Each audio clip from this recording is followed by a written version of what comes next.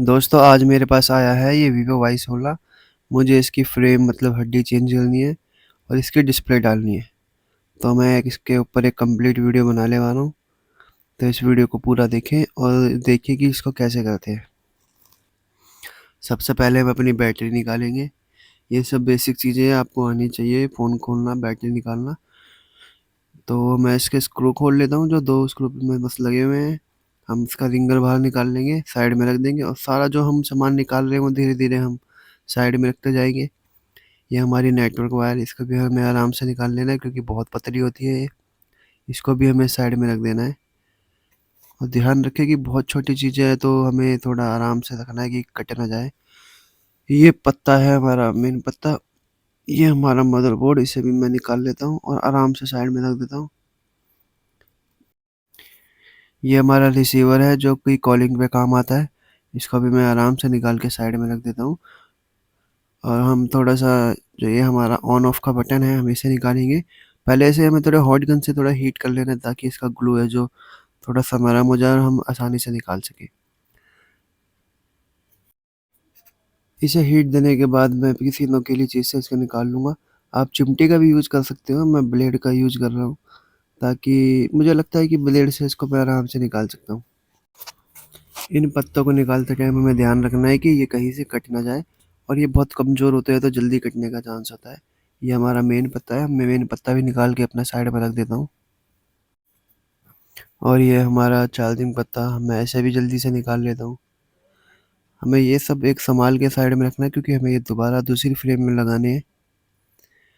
अब हमारा ये वाइब्रेटर है, इसमें थोड़ी सी हीट देनी पड़ेगी क्योंकि ये बोर्ड में चिपका हुआ है। हीट देने का फ़ायदा ये होता है कि आप कोई भी चीज़ आराम से निकाल सकते हैं, जैसे कि ये कनेक्टर है, पत्ते हैं और ये हमारा लास्ट वाला जो पत्ता बचता है हम इसे भी जल्दी से निकाल लेते हैं।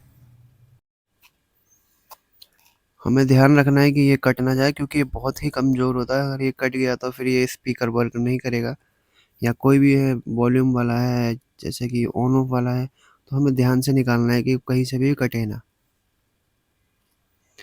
और ये हमारे ऊपर की आगे से जाली रह जाती है, जाली भी मैं निकाल लेता हूँ। इसको भी मैं ध्यान से निकालना है, ये भी बहुत कमज़ोर होती है, टूटने का चांस इसका ज़्यादा होता है। थोड़ा सा क्लीन कर लेता हूँ मैं इसको।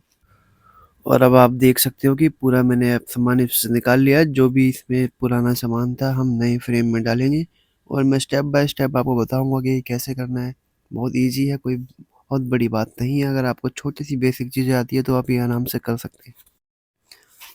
तो हम पहले अपना नीचे का ये कनेक्टर लगाएंगे। इसके लिए हमें ग्लू का यूज़ करना पड़ेगा, जो हमें चिपकाना है उसमें, मतलब कि जहाँ हमें ये लगाना है वहाँ हम थोड़ा सा ग्लू लगाएंगे, ज़्यादा नहीं लगाना है। मैं वाइट ग्लू यूज़ कर रहा हूँ, आप ब्लैक भी कर सकते हैं, ज़रूरी नहीं है कि वाइट ही यूज़ करें। जैसे कि मैंने अपना ये ग्लू लगा दिया है, इसके बाद मैं अपना कनेक्टर बैठा दूंगा और मैंने इसे जहाँ से निकाला था मैंने इस दूसरी फ्रेम पे उसको वहीं पे लगा दिया है। ऐसे ही हमें सारे सामान अपनी जगह पे लगा देने हैं। अब इसके बाद मैं अपना ऑन ऑफ लगा लूँगा।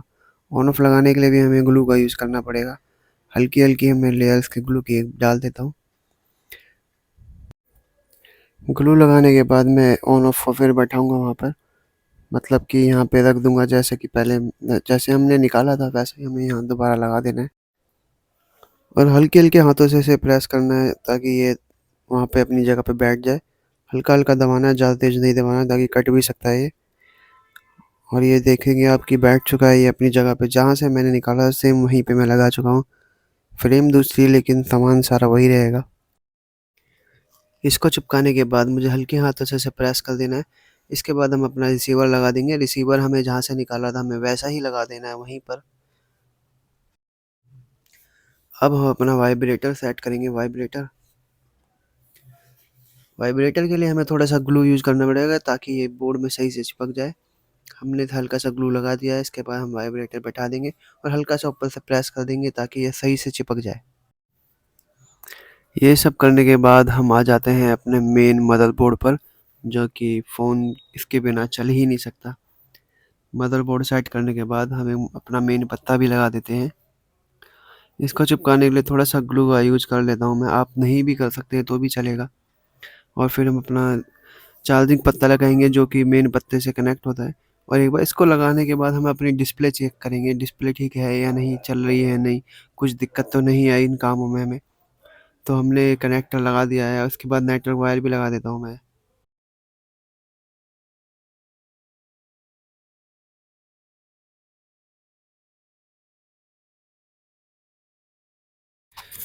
ये जो नेटवर्क वायर होती है ये काफ़ी पतली होती है, इसे ध्यान से लगाएं। इसके लिए एक फ़ोन में साइड से एक जगह बनी होती है, हमें वहीं बैठानी होती है ताकि ये बाहर ना आए और ना हिले।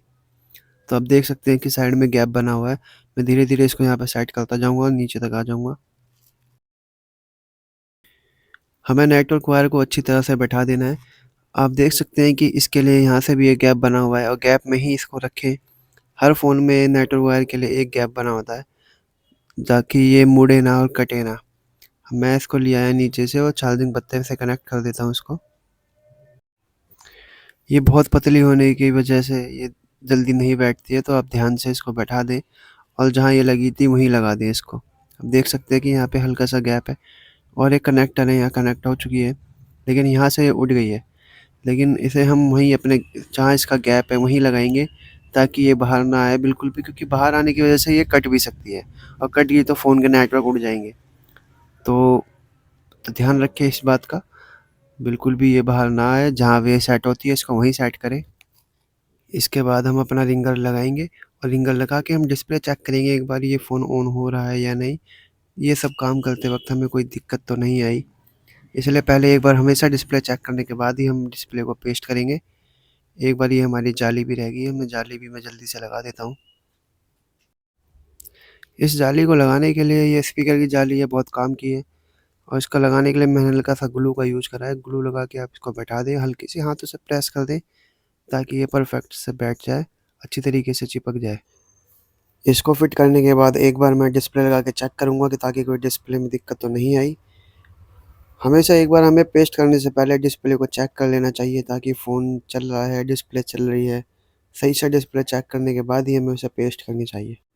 एक बार मैं इसे ऑन करके इसकी डिस्प्ले टच वगैरह चेक कर लेता हूँ, ये प्रॉपर काम कर रही है, सही तरीके से चल रही है या नहीं। और ये फ़ोन ऑन हो गया है और सब कुछ बढ़िया काम कर रहा है, इसका मतलब सब ठीक है, कोई दिक्कत नहीं है। अब हम इसे पेस्ट करेंगे। जल्दी से मैं इसे दोबारा खोल लेता हूँ। सब कुछ सही काम कर रहा है, इसका मतलब सब कुछ ठीक है। अब हम डिस्प्ले को एक बार ग्लू लगा के पेस्ट करेंगे। अभी मैं इसको जल्दी से निकाल लेता हूँ और ग्लू लगा देता हूँ। इसकी फ्रेम पे मैं चारों तरफ ग्लू लगा देता हूँ। यहाँ मैं ब्लैक ग्लू का यूज़ कर रहा हूँ, आप वाइट भी कर सकते हैं लेकिन ब्लैक थोड़ा अच्छा होता है डिस्प्ले के लिए। चारों तरफ ग्लू लगाने के बाद मैं डिस्प्ले को फिट करूँगा। ध्यान दें कि ऊपर नीचे से ये बराबर हो, इसकी फिटिंग अच्छी हो, कहीं से ये बाहर नहीं। इसको बिठाने के बाद हमें हल्के-हल्के हाथों से ऐसे दबा देना है और इसकी फिटिंग देखनी है अच्छी हुई है या नहीं। अगर नहीं हुई है तो जल्दी से हमें निकाल के इसकी दोबारा फिटिंग करनी है ताकि ये अच्छी तरह से बैठ पाए। अब ये हमारा डिस्प्ले का पत्ता है, मैं इसको बैठा के एक बार बैटरी लगा के दोबारा ऑन करूँगा इस फ़ोन को। ये डिस्प्ले का पत्ता मैंने बैठा दिया। अब ये हमारी फ्रेम आती है साइड की, जो कि काफ़ी ग्लू लगने के बाद ये बहुत ज़्यादा गंदी हो गई थी, मैंने इसको साफ़ कर लिया। अब हम अपनी बैटरी चिपकाने के लिए थोड़ा-सा ग्लू का यहाँ पे यूज़ करेंगे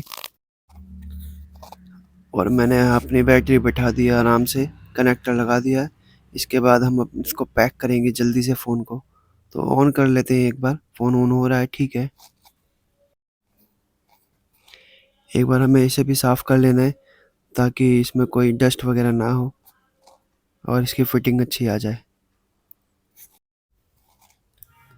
ये सब करने के बाद हमें इसके स्क्रू लगाने हैं। इसे मैं अब पैक कर देता हूँ स्क्रू सारे लगाकर, क्योंकि ये बैक पैनल इसका ऊपर से चिपकता है, तो पहले स्क्रू लगेंगे फिर बैक पैनल लगेगा। ज़्यादातर फ़ोन अब ऐसे ही आ रहे हैं, चाहे वो ओप्पो हो, वीवो हो।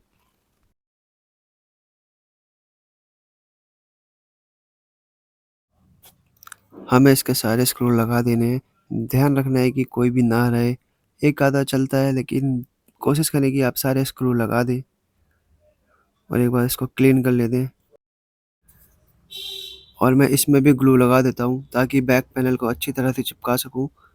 और ये हमारा बैक पैनल है, इसे भी हमें क्लीन कर लेना है। क्लीन करने का फ़ायदा ये होता है कि इसकी फिटिंग बहुत अच्छी आ जाती है। जब भी आप लगाएँ थोड़ा-सा टाइम ज़रूर लें लेकिन इसको क्लीन करें। क्लीन करने के बाद ये प्रॉपर फिट हो जाएगा और देखने में भी अच्छा लगेगा, कस्टमर भी सैटिस्फाई हो जाएगा। कस्टमर यही सोचेगा कि मेरा काम बहुत ही सफाई से हुआ है और मेरा काम बहुत ही अच्छी तरीके से किया गया है।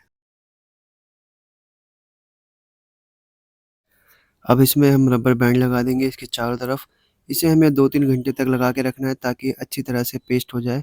इसको सूखने में टाइम लगता है, तो 2 या 3 घंटे का टाइम ज़रूर लें इसको। अब इसे आप रबर बैंड से पैक कर दें ताकि ये अच्छी तरह से पेस्ट हो जाए, इसकी डिस्प्ले अच्छी तरह से चिपक जाए।